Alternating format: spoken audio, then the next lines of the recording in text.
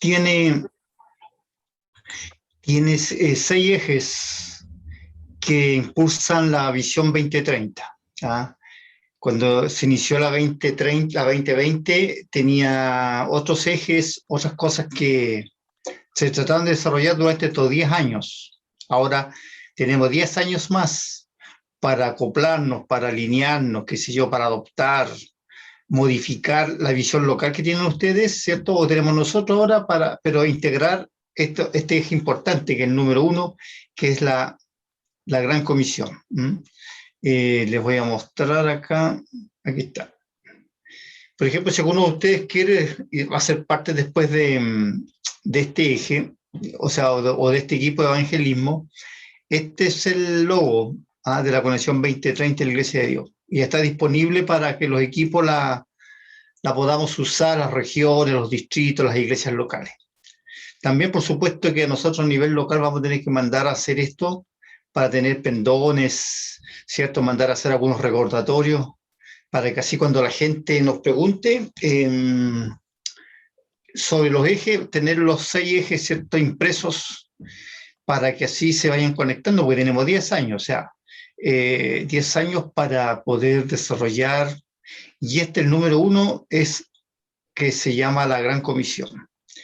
Voy a seguir avanzando, voy a llegar a las conclusiones, porque ¿cuáles son las conclusiones de este eje?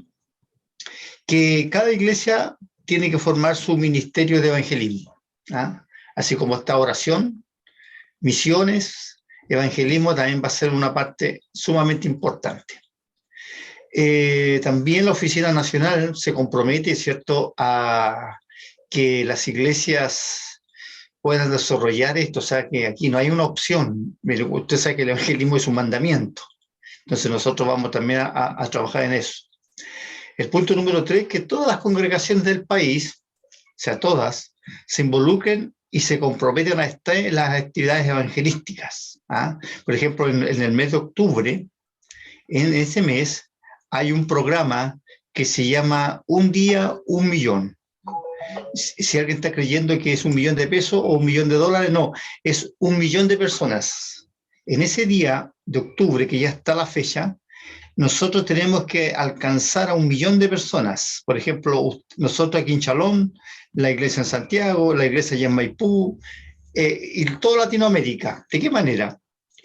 Haciendo un acto de misericordia, invitándolos a una jornada de evangelismo, otros con trabajos sociales, por ejemplo, cortando el pelo, regalando ropa o regalando almuerzos o cualquier otro acto, ¿cierto?, que tenga que ver con la conexión con las personas. Entonces, esa actividad nosotros vamos a tener que involucrarnos para el mes de octubre.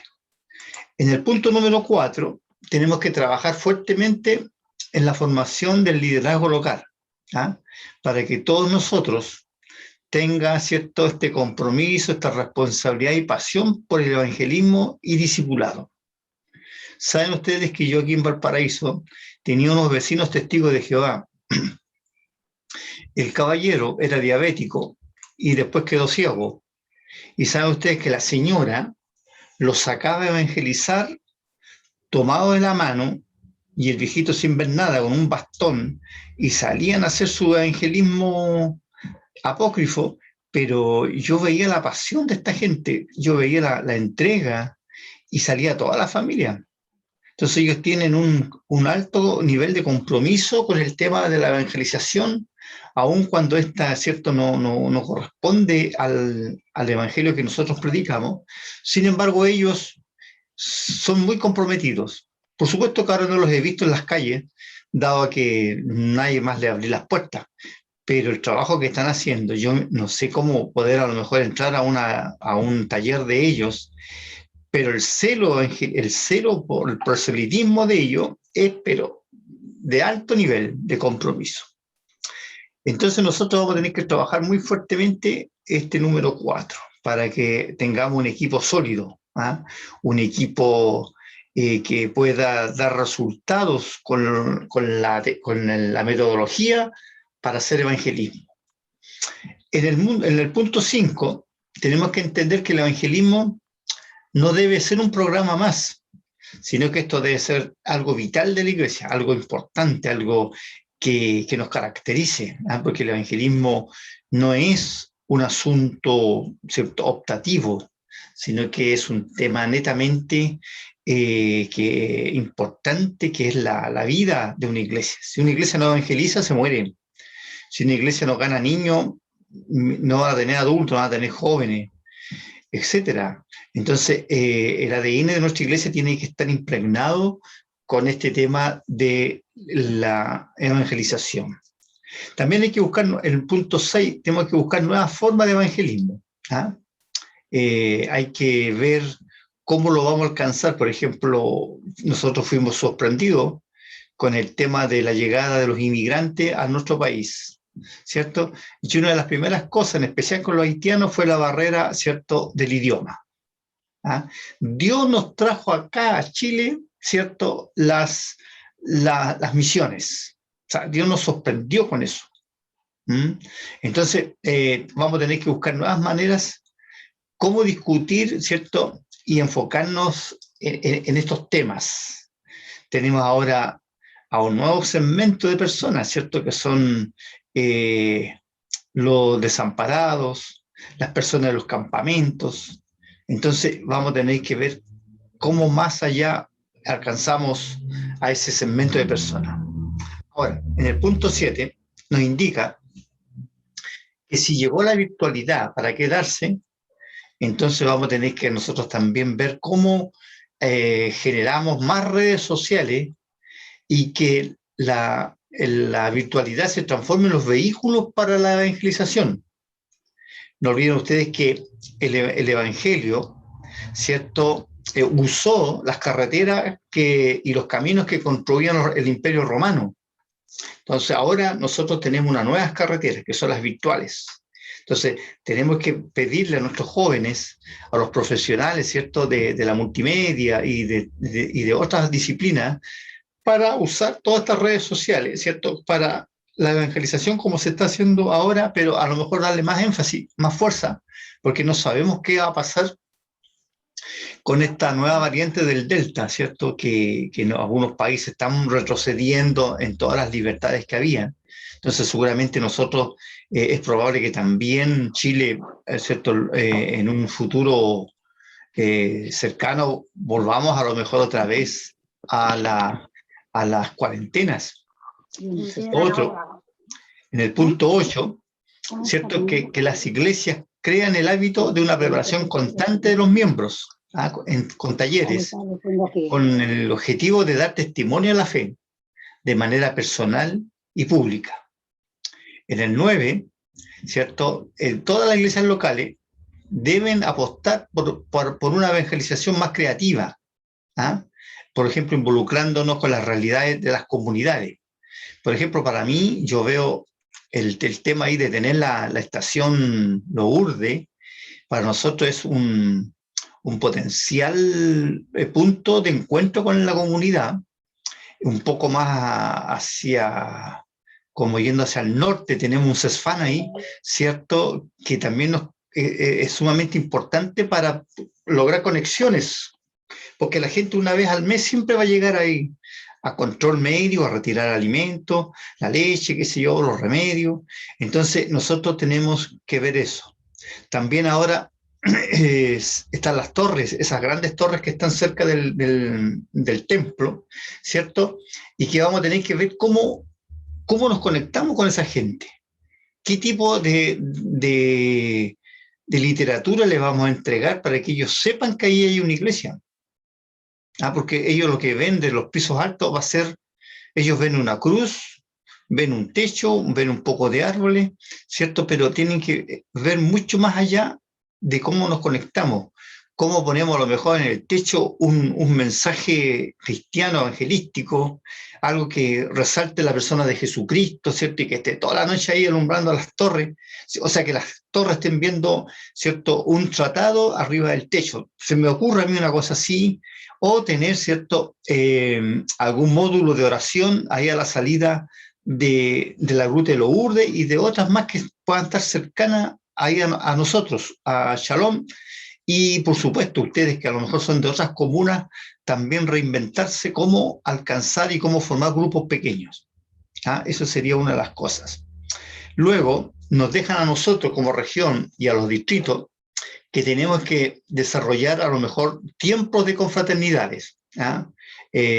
Congresos, para que podamos ver la experiencia de otras iglesias, cómo nosotros también podemos a lo mejor mejorar y cómo las ideas nuestras también le puedan ayudar a los otros. ¿Ah? Y también a través de seminarios, estoy leyendo el punto 11, ¿cierto? Cómo a través de nuestros seminarios, por medio de conferencias online, se hagan capacitaciones de actualización práctica de corta duración para que este sea un ente activo en el quehacer de la iglesia local. ¿Ah? Entonces, ¿cómo nosotros vamos a aprovechar de desarrollar estos seminarios que vamos a tener que con los líderes, ¿cierto?, implementar? A veces, ¿cierto?, esta tarea evangelística no se lleva a cabo debido, ¿cierto?, a la falta de creatividad y herramientas. ¿Ah?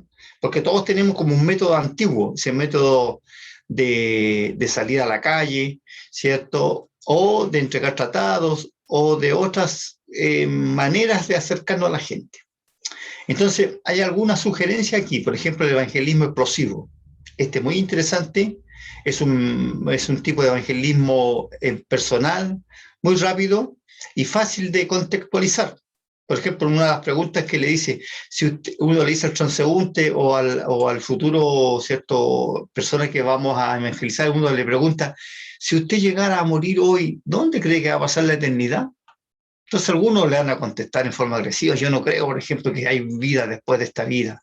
U otros van a decir, bueno, no tengo idea. Bueno, yo le quiero decir que a lo mejor usted puede, ¿cierto?, recibir a Jesucristo, y ahí uno se conecta y se engancha con este mensaje evangelístico. El segundo es el cubo evangelístico, que este es muy didáctico. Es un cubo donde tiene todo el plan de salvación, desde el inicio de que uno es pecador con Romanos 3:23, ¿cierto?, o Romanos 6:23, y se va dando vuelta que uno necesita a Jesucristo y hasta que al final uno logra, ¿cierto?, ser salvo a través, y uno le va mostrando ese cubo se va dando vuelta, ¿cierto?, y entonces van apareciendo las palabras clave que nos ayudan a nosotros en el desarrollo del mensaje. También están la pulsera de colores, ¿cierto?, que se usa mucho también, y las 4 leyes espirituales para conducir a una persona a Jesucristo. El otro plan es uno gana uno. Por ejemplo, es que usted empiece a orar por alguien que no conozca a Cristo y nosotros lo vamos alcanzando para poder llevarlo a las plantas del Señor. Está también las películas, evangelizar a través de amistades, evangelizar con testimonio, y ahora, por supuesto, ¿cierto?, los grupos de WhatsApp. Exclusivamente reflexiones cortas, no tan largas, porque la gente se aburre. Y tener también una página web, ¿cierto?, en Facebook que esté disponible para la evangelización de la iglesia local.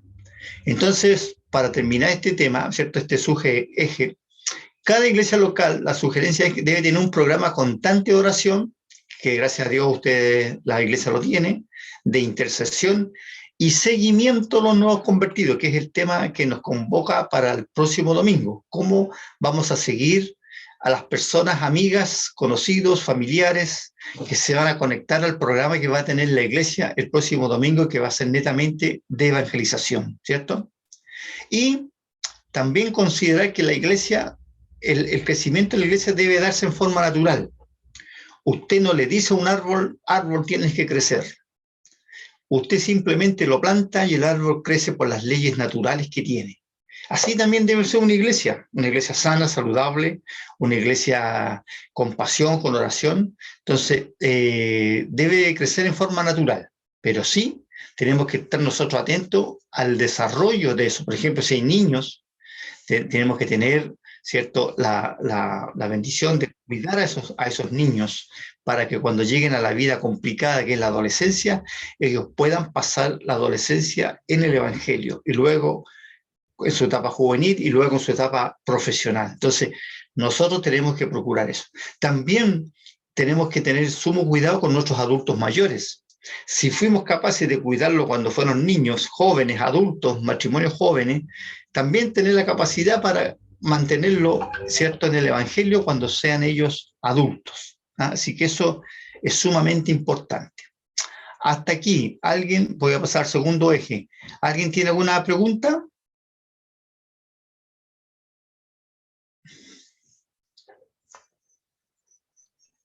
Pastor, solo para complementar, muchas de estas cosas nosotros ya las tenemos implementadas.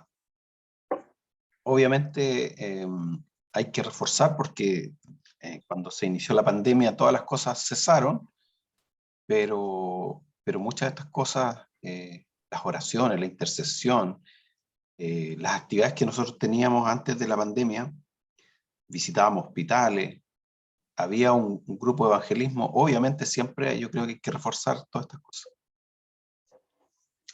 Gracias, Pastor Luis. Bueno, mire, a nosotros se nos instruyó, como obispos de las regiones, que esto tiene que ser en realidad como volver al silabario en todas las iglesias, porque si después va alguien a preguntarle a ustedes, no, esto no se hizo, oiga, a mí como pastor local me van a retar, y luego como obispo regional dice, mire, ni en su propia iglesia se está haciendo esto, entonces, o sea, la iglesia que usted administra se está haciendo esto, entonces, esto se está repitiendo en todo Chile.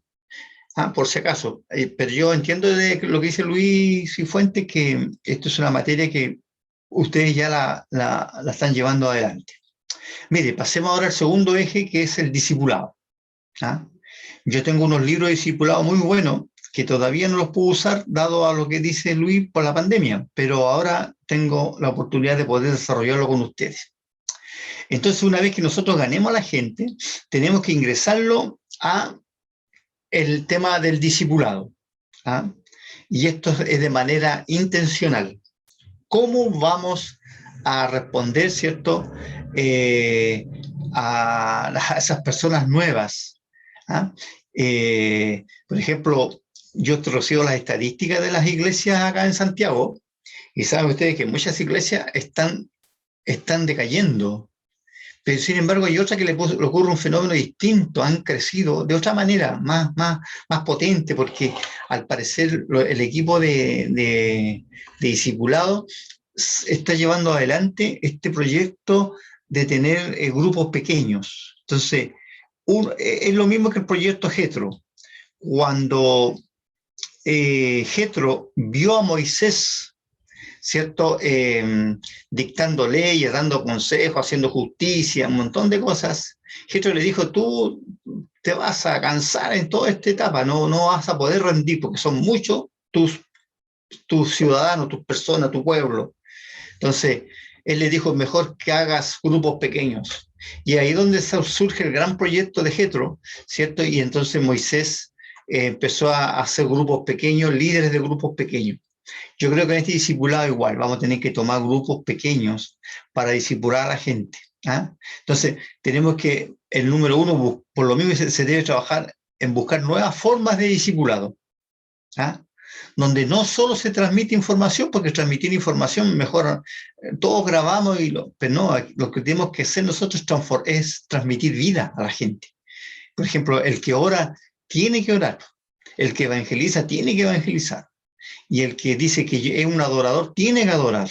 Entonces, esa es la gran diferencia entre transmitir información y transmitir vida. Y la iglesia local tiene un compromiso tremendo con la persona del Señor Jesucristo, que tenemos que transmitir la vida de Él a la gente. Lo otro, estamos en el tiempo crucial de decidir si seguiremos manteniendo el status quo, porque no es cómodo. Miren, hermano, ya estamos nerviosos porque van a llegar los cultos presenciales, pero vamos a tener que ver quiénes van a regresar, quiénes ya se acostumbraron a esta modalidad de estar desde las casas. Entonces estamos en un tiempo crucial, ¿cierto? Para que tenemos que otra vez reencantar a los hermanos en los liderazgos y en los ministerios para que se vuelvan trascendentes, potentes, activos, ¿cierto? El otro, el discipulado entonces debe ser una herramienta de contención en el que el acompañamiento en este proceso de crecimiento del nuevo convertido sea garantizado. Entonces esto también es vital. Me contaba un pastor que se enfermó de COVID y dice que del Ceremi lo llamaban todos los días, de la municipalidad lo llamaban todos los días, cómo seguía, qué se necesitaba. Y luego cada 2 días era visitado por alguien del servicio de salud. Una atención única, individual, responsable hacia un enfermo del COVID. Entonces nosotros vamos a tener que ver cómo vamos también a alcanzar a aquellos que se convirtieron, aquellos que están dando los primeros pasos en el Evangelio. Entonces por eso necesitamos personas muy responsables. Me gustó lo que la otra vez la hermana Mercedes contó de que fue a visitar a una de sus vecinas, ¿cierto? Y logró esa conexión y esa atención, porque ella necesitaba dar a conocer a Jesucristo y la otra persona necesitaba también saber del Salvador. Entonces eso, si todos nosotros esto lo replicamos, oiga, nos va a faltarnos el tiempo para poder lograr esta conexión con las personas nuevas que van a ser discipuladas desde el punto número 1. Sí, donde yo quiero poner atención es que las personas que van a discipular tienen que ser también creyentes, que no tengan un evangelio a medias, o un evangelio que esto no lo creo, que esto sí lo creo. No, tienen que ser personas que si usted no lo cree, no tiene que transmitirle eso a los nuevos creyentes. Ciertas creencias personales tienen que dejarlas de lado y dedicarse a enseñar la vida cristiana tal como la palabra de Dios nos la enseña. Entonces aquí no van los colores propios o las ideas propias o las interpretaciones propias. Aquí tenemos que nosotros ver que el nuevo creyente tiene que ser una persona muy, muy creíble y también con mucha madurez. Entonces Dios tiene que ayudarlo. Por ejemplo, yo en lo particular, yo sé que Jesús no vino en Navidad. Pero eso no se lo digo a los nuevos creyentes, no los enfermo, no los voy a martirizar a ellos. El mundo religioso lo sigue creyendo, pero yo lo entiendo, pero no voy, porque la Biblia tampoco nos dice que el 25 de diciembre, ¿cierto?, es una fecha del nacimiento del Señor. Entonces, pero eso no voy a decírselo a los nuevos creyentes para no afectar sus vidas, porque eso es mi madurez, es mi tiempo en que yo creo eso, pero cierto, pero no voy a influir en las personas nuevas, porque ellos a lo mejor vienen con ese amor del nacimiento del Salvador. Después, a lo mejor en el tiempo, van a ellos a cambiar su manera de ver y de interpretar las cosas que uno le va a decir. Les decía en el punto 4 que hay que contar con material de discipulado para líderes y nuevos convertidos. Y es el que yo, ya gracias a Dios, lo tengo, de un curso para discipulados, ¿cierto?, que en realidad no tienen mucha diferencia con los que se han dictando en últimos tiempos. Y fijar metas de crecimiento, que eso nos va a ayudar a tener un programa con tiempos definidos, para también hacer evaluaciones, porque de repente nosotros las iglesias no hacemos evaluaciones de los programas que se hacen, no fijamos metas. Entonces tenemos que desarrollar esto, ¿cierto? ¿Cuánto vamos a crecer? ¿Un 10%? ¿Un 15%? ¿Cierto? Pero cuando a usted no le fijan metas, también uno se relaja mucho. Por ejemplo, a mí, fíjese que cuando yo asumí como obispo en el año 2014, me fijaron una meta de tener 90 iglesias en los 8 años que estoy desarrollando esta pastoral. Y yo dije, ¿dónde voy a sacar 90 iglesias? 90 pastores nuevos, 90 plantadores. Y saben ustedes que, como dice la Biblia, anota la visión, escríbela, aunque se tardara un poco, pero se va a cumplir. Y empecé a anotar, tomar ciudades, por ejemplo. Tomé La Ligua, Los Andes, San Felipe, Quillota, Limache. Y saben ustedes que Dios de una u otra manera empezó a levantar obreros, y esa meta ahora va casi en 75 personas, o sea, me refiero a plantadores de iglesias. Entonces esto a nivel local también se puede hacer. Usted anote los nombres de sus seres amados, anótelos. Diga, voy a orar por este, y en la medida que usted lo anota va a ir agregando otros más. Seguramente algunos de ellos lo van a rechazar, pero usted va a estar cumpliendo como ese principio bíblico. ¿Ah? Por eso que el Señor le dijo, primero Jerusalén, luego Judea y luego Samaria. Jerusalén para usted son sus familias, son sus parientes, sus consanguíneos, sus parientes cercanos o lejanos, los primos hermanos, los primos en segundo grado, etc. Luego viene Judea, que serían, ¿cierto?, los más cercanos y de los conocidos. Y luego viene Samaria, y luego viene lo último de la tierra. Entonces, cuando uno hace un cuadro así, uno se forma una realidad tan potente, uno tiene tanta gente conocida. ¿Mm? Con respecto a este subeje, ¿hay alguna consulta?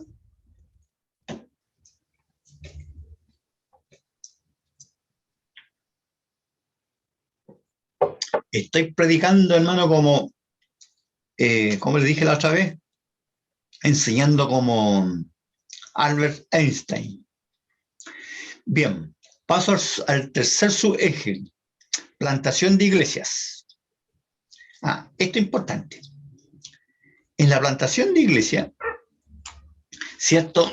Nosotros tenemos que perder el miedo de enviar. Hay un pastor aquí en Valparaíso que se llama Guido Guerrero.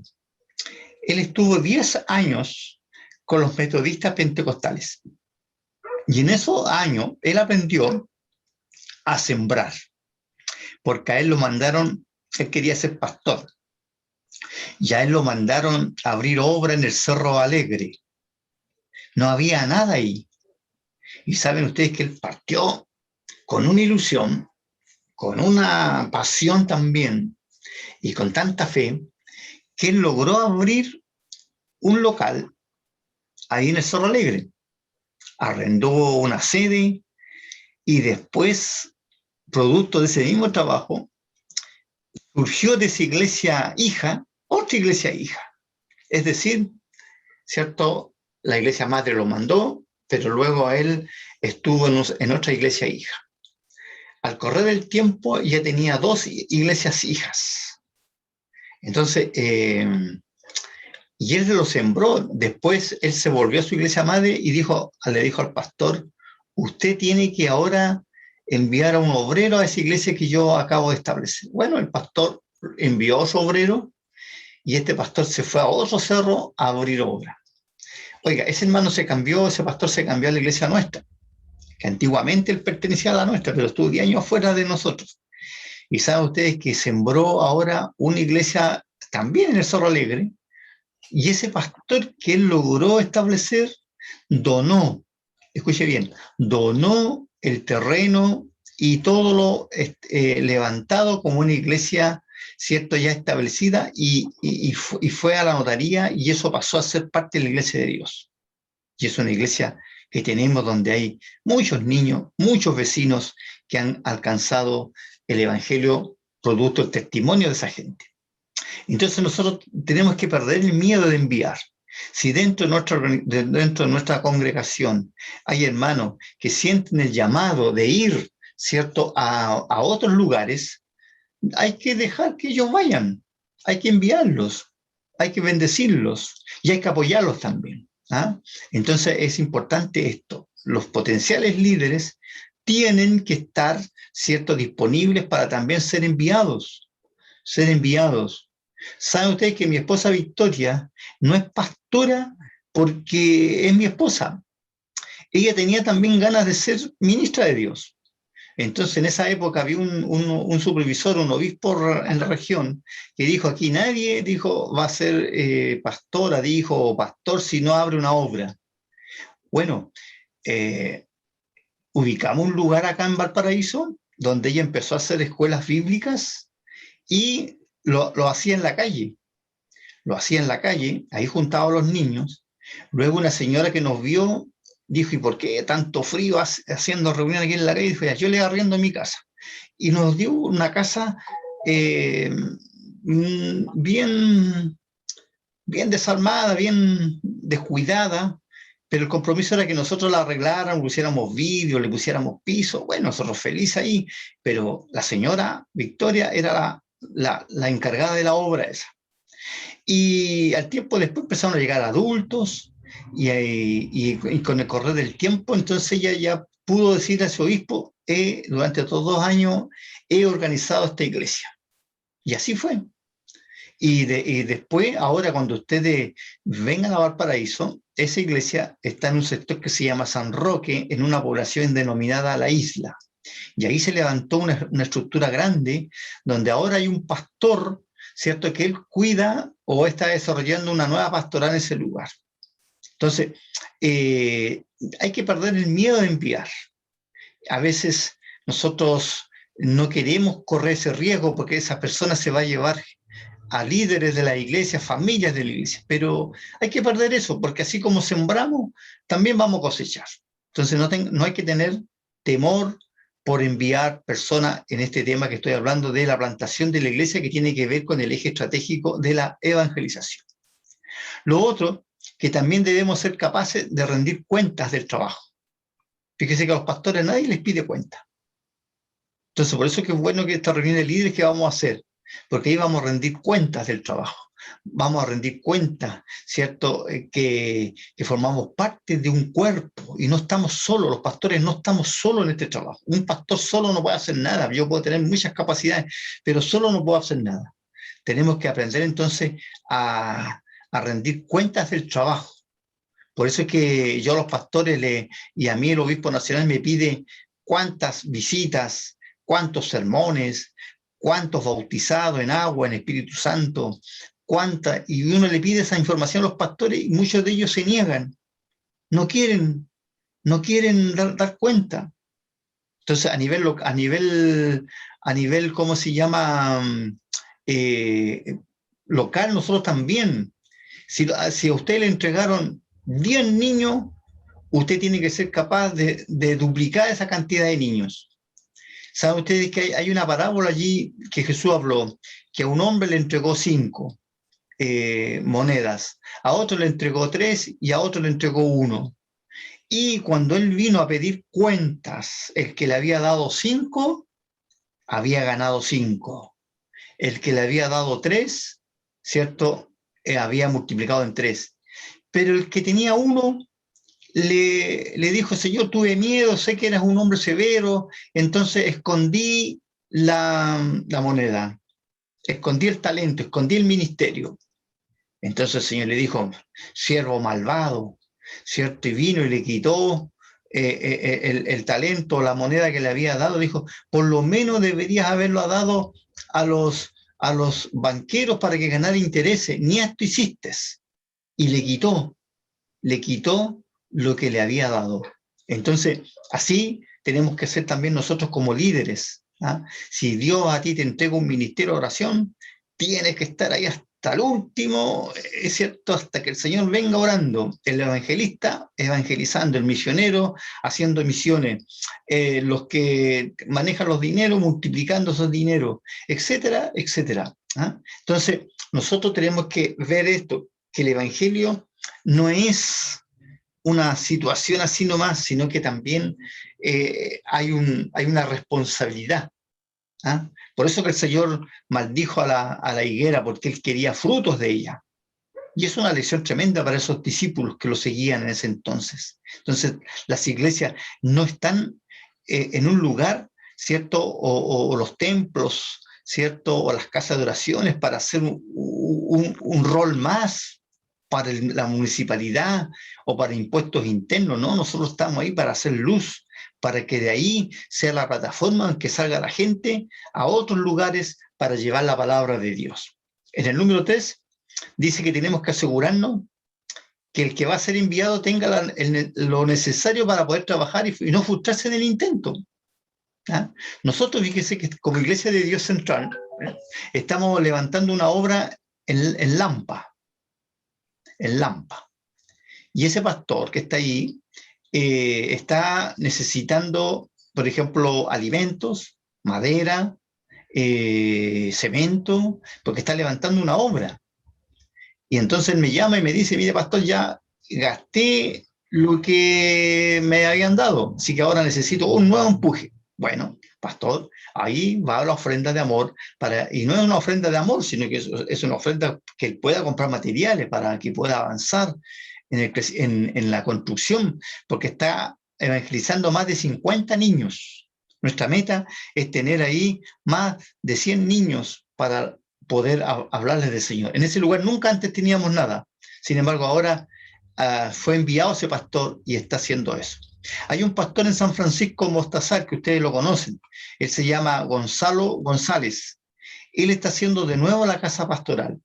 Él ahora está viviendo en el templo, porque la casa pastoral, la humedad la destruyó, el tiempo, era imposible habitar. Y saben que él también está necesitando un empuje, una ayuda, ya sea en personal o gente que le vaya a ayudar ahora que ya se levantaron las cuarentenas para ir a evangelizar. Entonces, tenemos que ver que este hermano que fue enviado tenga lo necesario para poder trabajar y no frustrarse. ¿Saben que es súper triste quedarse solo en una población donde a veces faltan hasta el gas para la casa? Y entonces nosotros podemos también plantar iglesias, apadrinar, si es que no tenemos obreros por el momento, podemos apadrinar, adoptar a alguien para que se sienta respaldado, que es el punto 4. Entonces el acompañamiento debe ser primordial para que la gente vea que se sienta respaldado y seguro en el desarrollo de su trabajo. ¿Mm?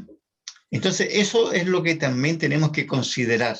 Quizás nosotros a veces estamos ya seguros porque tenemos nuestra estructura, que por años, ¿cierto?, ustedes han logrado mantener ahí, pero hay otra gente que se llueve, que pasa frío, hay otra gente que está en una casita chiquita, ¿cierto?, donde están muy incómodos. El otro día un pastor me hablaba, un pastor de San Bernardo, mira, me dijo, mi casa alcanza para 20 personas, pero ahora hemos crecido, necesito salir de ahí.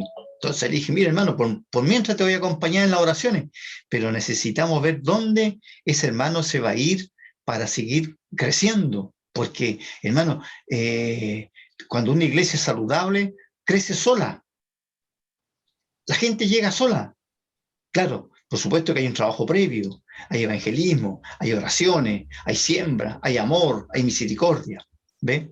Entonces, tenemos que nosotros aceptar estos desafíos.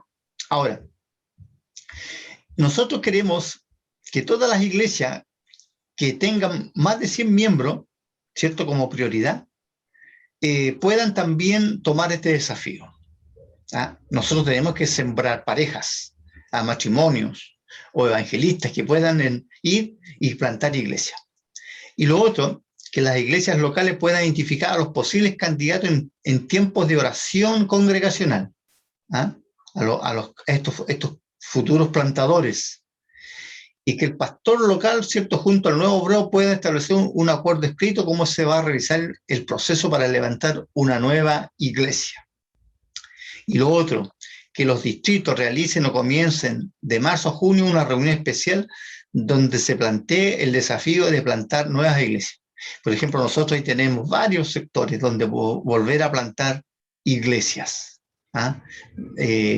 Donde poder plantar nuevas iglesias. Mire, desde que se fue el pastor Ricardo Ramírez, saben ustedes que la iglesia casi dejó de trabajar, de plantar más iglesias. Sin embargo, gracias a Dios, ustedes han plantado, tienen ese pastor allá en Temuco, tienen a Luis ahí, tienen al pastor en Puerto Montt, que es el pastor Coldeira. Hay un pastor que a lo mejor ustedes no se recuerdan, que es de apellido Carlos Carreño. Él está trabajando me parece que en Quilicura, por el metro Los Zapadores, y tiene una tremenda iglesia, y lo que él dice que fue de Shalom. Yo me alegré tanto que ese hermano haya sido parte también de usted en los años cuando él fue un poco más joven. Entonces, nosotros tenemos que ahora intencionalmente hacer esto, que estas personas no se vayan, sino que sean parte de una gran iglesia, ¿cierto?, que se desarrolle en el tiempo. ¿Ah? Entonces, nosotros vamos a tener que, como obispos también y supervisores de distrito, entrevistar a los posibles candidatos para que estos vayan en misión a las iglesias locales para levantar y plantar nuevas iglesias. Miren, todo este material se los voy a enviar a sus correos ¿cierto? Para que ustedes lo lean, que me interesa mucho que este punto número 1 ustedes lo lean. Y por último, ¿cierto? Hablarle de la misión transcultural. ¿Ah? Hablarle de la misión transcultural. El evangelismo, ¿cierto? Está, este programa del evangelismo, el número 1, ¿cierto? Tiene 4 subejes. Y aquí voy a hablar de la misión transcultural. Que la proyección en esta área sea la más aterrizada en el envío. ¿Ah? Porque miren, yo digo, muchos dicen, vamos a mandar un misionero a África. Y ahí ese misionero sabe hablar el idioma, ese misionero o misionera tiene la pasión donde va a ir, ¿quién lo va a recibir allá? Entonces hay varias cosas que tenemos que ver. Entonces por eso que nuestros programas evangelísticos tienen que ser muy aterrizados, porque es un alto costo. Acá en Valparaíso hay una misionera que se fue a un país africano, a Mozambique, y ella era profesora de inglés. Ella hacía clases. Y saben ustedes que mientras ella se proyectaba en misiones, mientras ella amaba misiones, mientras ella oraba por misiones, ella se dedicó a estudiar portugués, porque el país donde está es justamente hablan en la lengua portuguesa. Pero ella después dejó todo, dejó su colegio, dejó su trabajo y se fue a preparar a la escuela de entrenamiento que tiene la Iglesia de Dios en San Pablo, en Brasil, y luego se fue allá. Ya lleva más de 8 o 10 años, ya es una misionera de carrera, pero está haciendo un trabajo extraordinario. Nosotros podemos apoyarla a ella. ¿Sabe usted que con 15,000 pesos mensuales ella le da de comer todo un mes a un niño, porque tiene una escuela ella donde capta a todos esos niños más pobres allá en la ciudad donde ella se encuentra? Entonces nosotros podemos llevar las misiones a otros países sin movernos de nuestros lugares, pero sí primero orando por ella, luego dando. Y así podemos, yo tengo una hermana acá en Cuncón, para la parte de la cordillera. Ella es una viuda, su esposo la dejó sola porque falleció el hermano, y sin embargo nosotros podemos ayudarla para comprarle el gas, o para comprarle, ¿cierto?, pagarle la luz, u otras cosas. Y estamos haciendo misiones porque ella se dedica a hacer misiones con los niños de ese sector. Entonces, el énfasis que nuestra iglesia va a poner también son las misiones urbanas. Por ejemplo, yo veo a la hermana Cimcia como una embajadora nuestra en misiones. Y estoy pensando, y lo voy a, ¿cierto? Bueno, yo se lo estoy adelantando, para que ella sea la intérprete de algunas campañas evangelísticas que vamos a hacer con la gente de su país, de su lengua. Podemos nosotros alcanzar a una gran comunidad de hermanos haitianos y teniendo, ¿cierto?, a alguien que interprete. Aquí en Lo Espejo tenemos un pastor nuestro. Él se llama Petit Febre y él tiene una comunidad más o menos de 40 hermanos haitianos, y es una iglesia de Dios nuestra. Pero él no tiene problema con el idioma, porque él habla perfecto el castellano, el español y el haitiano. Entonces él se acerca a eso. Pero nosotros podemos, querida iglesia, ampliar nuestro campo misionero con toda la gente que ha llegado al país. Tenemos que rescatar a los hermanos de Bolivia, a los de Perú, a los colombianos, a los venezolanos, y ahora también que están llegando ciertos cubanos y los haitianos. Y eso va a hacer que ese trabajo tenga un enfoque totalmente urgente. Así que aquí usted ore por esas personas nomás y vamos a ver cómo Dios nos va a bendecir. También este trabajo urbano involucra también la gente de la calle, la gente que no tiene casa, que vive en situación de calle. Y vamos a ver cómo también podemos conectarnos con ese tipo de personas. Así que el envío de un misionero no tan solo involucra a la gente que se va afuera, sino que también involucra, ¿cierto?, los que están dentro de nuestras ciudades. hay muchas personas desamparadas, hay muchas personas, ¿cierto?, que viven en campamentos, y tenemos que ver cómo vamos a alcanzarlo, cómo vamos a hacer el envío a esos lugares. ¿Ah? Entonces, yo también, aquí en el punto 5, le voy a enviar este manual a todos aquellos, porque este es el manual de misiones, a todos aquellos que se interesan en trabajar en AEMI. Por lo visto, ¿cierto?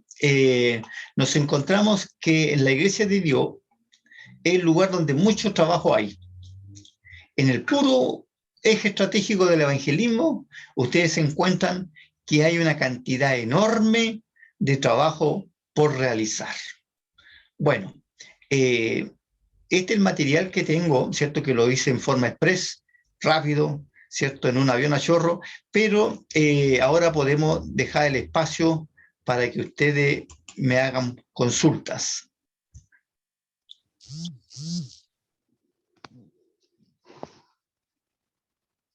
Sigo hablando como Einstein, ¿no?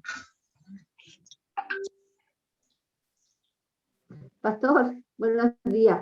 No, lo que pasa es que estamos atentamente, cuando nosotros estamos atentamente así escuchando el Templo Salón, siempre estamos como en silencio, atentamente escuchando, pero todo lo que usted ha compartido, como decía el pastor Luis, casi todo está esto como en conocimiento de nosotros, ¿ya? Y muchas de esas cosas nosotros las hemos estado haciendo. Entonces, por eso es que nos quedamos calladas, pero no, yo por lo menos estoy de acuerdo y lo animo, pues, que vamos que se puede. Así que no, sí está bien.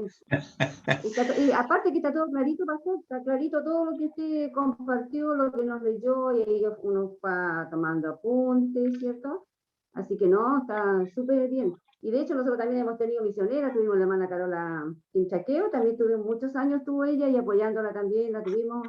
Así que como, por eso le digo, tenemos conocimiento de esto, por eso es que no quedamos callados y a lo mejor no hay preguntas porque ya como que está el conocimiento, pero sin duda debe haber por ahí alguna pregunta, ¿ya? Para que usted no se sienta que nadie le hace preguntas. El Templo del Salón siempre es así, cuando estamos atentos y estamos calladitos, ¿ya? Gracias. Gracias, hermana Mercedes. Bueno, yo estoy tratando de alcanzar a Pablito, que es el esposo de la Carola Quinti, creo, ¿eh? Por si acaso. Ellos están en Cunco. Así que ahí estoy, de vez en cuando le mando a una invitación, aunque todavía no me compra nada, pero bueno, pero ya, hermano, vamos a tratar de involucrarlo también, como miembro de la iglesia, para alcanzarlo, igual que la pastora Luisa Raño, también le estoy mandándole invitaciones.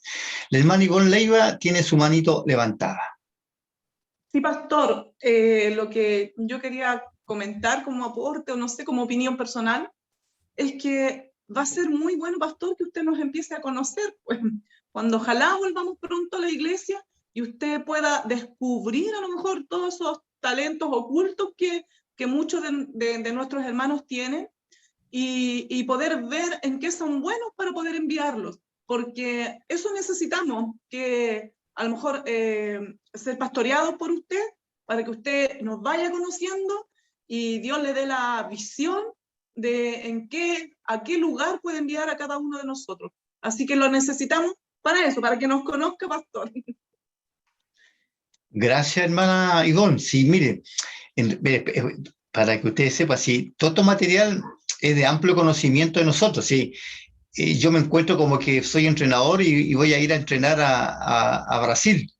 Allá son expertos, entonces, pero yo tengo que dar a conocer, porque después a ustedes les van a hacer unas encuestas y entonces y una de las consultas es esta. Mire, cuando veamos el tema de la espiritualidad pentecostal, ustedes también van a escuchar como el ABC de lo que es la oración, la vigilia, pero ustedes tienen que escuchar, porque tenemos que como nivelar a toda la iglesia, porque una de las críticas que hubo de la visión 2020 fue que dijeron, el pastor Carmona nunca dio a conocer la visión 2020, entonces me van, hermano, poniendo en la en la silla de los acusados. Entonces yo no quiero que si un día va un grupo y les pregunta a usted, claro, por supuesto, se enseñó esto, aunque lo sabíamos, se enseñó y ahora lo estamos aplicando nomás. ¿Ya? Así que gracias, hermano Ivonne, por y las dos intervenciones de la hermana Mercedes y usted. Ahora la hermana Cincia o Claudio está pidiendo la palabra.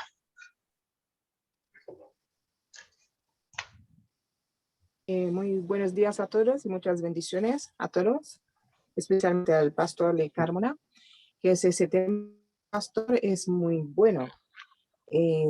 A mí me gustó y pienso que sirve todo lo que está diciendo, que es como correcto, porque tomamos el ejemplo que por evangelizar nuestra familia antes, que hay gente, no quiero decir gente, pero cristianos, como que tienen miedo conversar con sus hijos o con su propia familia, como predicarla. Y se siente como más cómodo predicarle a los demás afuera, que eso que usted está haciendo es muy bueno, no, usted no está guiando, enseñando a saber lo más importante. Y por el tema de misión, es bueno también, pero solamente hay que reforzar lo que está haciendo para que se cumpla, para que sigamos a evangelizar y ayudar a los que como tienen el dinero de hacerlo y puede ser que no tienen que no tienen los materiales o que le faltan en el punto de como económico, todo eso. Y solamente hay que reforzarlo. Eso, pastor. Muchas bendiciones y muy buen tema. Gracias, hermana Cincia. Así que ahí contamos con usted para las misiones a sus compatriotas. Pastorcito, perdón que le interrumpa. Sí, adelante, hermana Mercedes. Sí, con respecto a cuando se abren obras, por ejemplo, nosotros la última hermana que tuvimos que abrimos obra fue la hermana Bernardita Castillo, que también usted lo ubica. Sí. Sí, esta fue una campaña que hicimos, pastor, para acá, para la Florida, y nos quedamos nosotros acá, porque la Bernardita también vivía cerca por acá. Entonces, abrimos nosotros una obra, y yo la estuve apoyando bastante tiempo, y empezamos en la plaza a hacer reuniones, hasta que después se logró tener un localcito, que sí. Pero lo que sí faltó, para que no nos vuelva a pasar, seguimiento, como a ella le ayudaron económicamente para pagar a veces ¿cuánto se llama? El local, ¿ya? Pero falta seguimiento, apoyo personal. Por ejemplo, que fueran los pastores, que fueran los ancianos, un domingo por medio, turnarse, cosas, apoyarla, eso faltó. Entonces yo que estuve ahí me di cuenta, porque yo estoy hablando de lo que yo viví con ella. Entonces, eso faltó. Yo después, lamentablemente, me fui porque la apoyé un buen tiempo, pero como yo tenía a mi hija en el salón, no quería dejar a mi hija sola. Entonces, después mi hija se casó y ella me dejó sola. Pero falta apoyo a la Bernardita. Y así que, para que cuando esto se abra de nuevo, como ella salió la última que salió de la iglesia abriendo otra iglesia, ir a visitarla y ver ahí cómo la podemos apoyar físicamente, porque económicamente la iglesia la ayudó, yo estoy consciente de eso. Pero físicamente, por ejemplo, los pastores que se dejan caer ahí, cómo va, cómo está, cómo se siente, qué pasa, eso no sucedió. Entonces, eso falta. Es como una sugerencia. Sí, sí, gracias. No, si esa parte la vamos a tenerla presente para no abandonar o dejar, ¿cierto?, en ese estado a las personas. El otro pastor que ustedes tienen, ¿cierto?, que salió de Chalón, el hermano Isaac Castro, con Andrea. También, Sí, también. claro, porque a mí me tocó ir a inaugurar ese local. Eso ocurrió hace como unos 4 años atrás, más o menos. Así que también muy bueno. Así que, pero ahora este nuevo proceso tenemos que también verlo con los ancianos de la iglesia, el liderazgo y ver todos estos potenciales hermanos que pueden ir a sembrar, pero ahora mejorando esa otra parte. ¿Alguien más? Nos quedan 2 minutos, parece todavía. La pastora Sarita. Pastor, que el Señor le bendiga, gusto de saludarle. Gracias, También pastora. el pastor Jaime Navarro también salió del templo. Ah, Y bien, bien. Claro, y lo que quería, tal como decía adelante nuestro hermano Luis, efectivamente cosas que quedaron por hacer por la pandemia, pero agradecemos al Señor por este trabajo que viene para 2030, porque nosotros podemos decir que hemos caminado un buen trecho ya. Entonces vamos como a la media jornada, pero dentro de el Señor nos ha bendecido con muy buenos líderes. Usted ha heredado muy buenos líderes y también hombres y mujeres que están siempre apoyando en todo el sentido. Y creemos que, tal como le dijo nuestra hermana Ivonne, va a ir conociendo usted poco a poco los grandes talentos que el Señor tiene, pero sí, lo que nos faltó, y hoy día cuando usted lo decía, pensé porque uno de nuestros pastores que se fue, que fue el pastor Jaime Navarro, él siempre pensó que en el techo del templo pusiéramos un mensaje como Cristo te ama o Dios es amor, para que pudieran mirar las torres. Se fue también a las torres, se llevó mucho, pero como no hay pasada, no dejan pasar, entonces en todos los...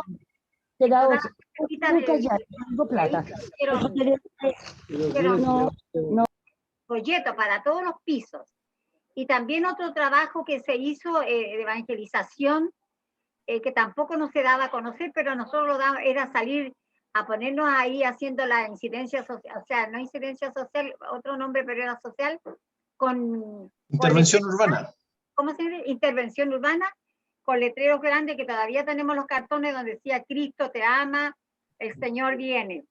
Ahí en todo el tráfico de Alcérreca con San Pablo. Entonces hubieron muchas labores que, vuelvo a repetir, lamentablemente vino después lo que vino este estallido social y luego lo demás, pero sí, el Señor le ha dotado a usted, yo agradezco, yo tuve la posibilidad también de estar en La Ligua y me alegra que se haya abierto otro lugar en La Ligua, porque en La Ligua teníamos iglesia y yo conocí muchas iglesias que ahora la están volviendo a tomar, así que gracias al Señor por eso y por los misioneros que están y por los que saldrán.